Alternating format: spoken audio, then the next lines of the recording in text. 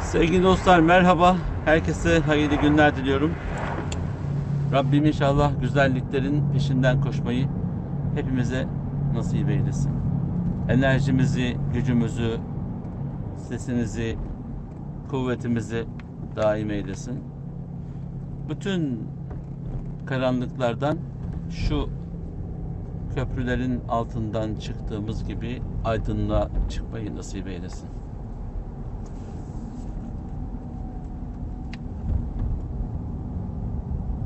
İnsanoğlu yaşadığı dünyanın kendisi için cennet bahanesi olduğunu unutarak cehennemin yapı taşları olarak görüyor zaman zaman. Kabuslar, karabasanlar, baskınlar, baskılar, zulümler, insanlar tarafından aldatılmalar, enerjinin düşmesi, maneviyatın eksilmesi, medeniyetin zayıflaması. Zarif insanlar çabucak kırılırlar. Zayıf insanlar birçok noktadan çatlarlar ve mukavemeti, yani karşı güç koyma, güç gösterme kuvvetini karşı tarafa aksettirebilme hususunda gerçekten sıkıntı çekenler hayatın içinde bir yerlere oturma ve bir yerleri dengede tutma hususunda gerçekten birçok açıdan sıkıntı yaşarlar. Peki enerjimizi nasıl diri tutacağız? Enerjimizi nasıl saklayacağız ve koruma altında tutacağız? Bununla ilgili maddi manevi çalışmalar yapmak gerekiyor. Benim kimseyle bir işim yok ama hep canım sıkılıyor. Kimseyle bir işinizin olmaması zaten başlı başına bir can sıkıcı olaydır. İnsanlarla diyalog halinde olmak, arayan olmak, hal hatır ediyor olmak, nezaket ehli olmak, güzelliklerin peşinden koşmak zaten bizim yapmamız gereken haller. Dolayısıyla iki elma, iki portakal örneğinden yan yana gidersek insan kendisi çok temiz olabilir, çok tertipli olabilir, çok düzenli olabilir, çok sağlam olabilir, çok nezih olabilir. Ama yanındaki portakal ya da elma çürükse yan yana durduğu anda karşı tarafa enerjisini yansıtıyor. Çürük elma, çürük portakal sağlam, fresh, taze olan meyveyi hemen çürütmeye başlıyor. Dolayısıyla ne kadar diri, ne kadar nezih, semiz olduğunuz değil, nerede durduğunuz çok önemli. Çürüklerle yan yana getiren arkadaşlarınızdan uzak duracaksınız. Hayatınızda çürümüş insanları sizin düzeltme lüksünüz çok fazla değil. Çünkü siz tabip değilsiniz, psikolog değilsiniz, sosyolog değilsiniz. Bu alanda insan terapisinin nasıl yapılacağını bilmiyor olabilirsiniz. Sıradan vatandaş için söylüyorum. Ama 3 tane NLP dersine katılıp, eğitimini alıp, 3 tane konferansa katılıp ben de oldum deyip atlarsanız meydana, bu boğazı ben de geçerim diyerek ortada akıntıya kapılan yüzücülerin haline dönersiniz. Dolayısıyla tecrübe çok önemli ama kilometre de önemli. Yani sizin tecrübeniz çok yüksek gibi gözükebilir ama mesafe almanız, yol almanız ve bu aldığınız yolun da size emniyet ve ehemmiyet kazandırmış olmuş olması da gerekir. Kıymetli dostlar, hayat gerçekten enerji üretmeyin gerekli kılar. Enerjiyi tüketirken üreteceğiz. Yani tüketim olacağız. Üretirken tüketeceğiz, tüketirken de üreteceğiz. Böyle tek başına sadece tüketerek hayatı yaşayan insanlar enerjilerini tüketir ve yalnız kalır, eksik kalır, zayıf kalır. Biz başkalarına enerji verirken başkalarının enerjilerinden de hissedar olmalıyız. Nasiplenmeliyiz. İnsan çıkacağı yola ne derler eskiler? Önce Rafik, sonra Tarik. Önce yola çıkacak, yan koltuğunuzda oturacak olan, size refakat edecek kişinin kim olduğu, yolu biliyor mu, bilmiyor mu? Bu çok önemli. Derler ya, eski atasözü, Kızılderili atasözü derler. Hızlı gitmek istiyorsan yalnız git. Uzun yola çıkacaksan arkadaşınla çık.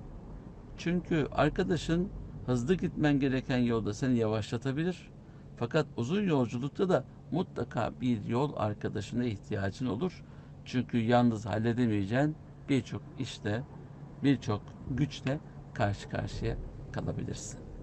Aziz dostlar, yanımıza seçeceğimiz refakatçimizi iyi seçelim ki yolumuz aydınlık olsun. Bize co-pilot, yani co-pilotluk, yan taraftan sağ yap, sol yap, şöyle gidersek daha iyi olur diye akıl veren kişinin aklı bizim gideceğimiz istikameti bize kolaylaştırsın.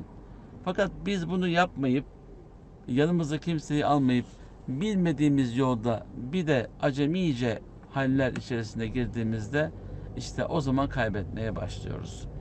Enerjimizi üretirken tüketeceğiz, tüketirken üreteceğiz derken insan kendi haliyle baş başa olduğunda kendi gücünü tüketir sadece. Ama dostlarıyla konuştuğunda, ona merhem olduğunda, onun da kendisine merhem olduğunu gördüğünde acılar azalır, sevgi, muhabbet, iyilik, güzellik de çoğalır. Dolayısıyla insan iletişimsel bir varlıktır. İletişimsel eylem olarak hayatını değerlendirenler başka boyutta yaşarlar. Efendim, bir sürü dostum var, hepsinin düğününe derneğine gitmek zorunda mıyım derse, dostluklarını düğün dernekte takacağı hediyelerle ilgili minimuma indirirse, kendi düğünü, kendi merasimi, kendi cenazesi de işte minimum olur. Hatta hiç tanımadığı 3-5 kişiyle cenazesi kalkar gider. Bu dünyaya yalnız geldik, yalnız gidiyoruz, anladık. Ama gelirken ve giderken yalnız gidiyoruz. Bizde eşlik edecek insanlara hayatın her köşesinde ihtiyacımız var. Biraz önce bir mecliste dostumla oturuyordum. Telefonlar üst üste çaldı. Biz de birkaç kişiyi aradık. Şöylece 5-6 kişiyle konuşmuş olduk. Dedi ki ne güzel dostlarım var her yerde. Hepsiyle bir konuşma halindesin, bir görüşme halindesin. Ne mutlu, ne kadar güzel dedi. Evet, doğru, dışarıdan bakıldığında dostları olmayan, dostlarının sayısı düşük olan insanlara bakıldığında gerçekten çok büyük zenginlik. Ama biz dostlarımızı ve dostluklarımızı taşırız. Sadece hali vakti yerinde olan, imkanları yerinde olan değil, öğrenci olan, talebe olan, miskin olan, kimsesi olmayan, yalnız olan, garip olan insanlarla da hemhal olmayı severiz. Çünkü onların halinden anladığınızda, onlarla hemhal olduğunuzda Allah Celle, benim kulumu sevindirirsen ben de seni sevindiririm buyurur. Ve bu sevgiye nail olmak, bu hikmete rağm olmak, bu nimete iltifat olunan olmak da nimetlerin en güzeli. Biz bu hayata başıboş gelmedik, boşuna hiç gelmedik ve boşuna bir hayatın sonunda da ahiretin boşluğuna, yani cehennem çukurlarına gitmek için değil, Rabbin ve kullarının rızasını kazanarak cennetin ravzasında, cennet köşelerinde, cennet bahçelerinde dünyadayken beraber olduğumuz halde buluşamadığımız cennetlik komşularımızla, cennet komşularımızla beraber olmayı Rabbimizden niyaz ederek hayatımızı yaşıyoruz. İyi değil, ayıp olmasın diye değil, Allah rızası için yapıyoruz. Teşekkür almak için değil, Rabbin şükrünü eda etmek, yaşadığımız toplumun içerisindeki bütün bu güzelliklerden dolayı Allah'a hamd etmek, şükretmek niyazıyla yapıyoruz, yapmalıyız. Allah bu duyguları gönlümüzde yaşamayı ve yaşatmayı hepimize nasip eylesin. Bu güzel aydınlık, bu güzel ferah günlere tekrar tekrar erişmeyi nasip eylesin. İnanın bu hayatın içinde yalnız olmadığımızı bildiğimizde hayat bize bambaşka duyguları katıyor. Yüksek enerjiyi gönderiyor. En yüksek enerjinin sahibi Allah'tır. Allahu Ekber. Ondan daha büyük yok.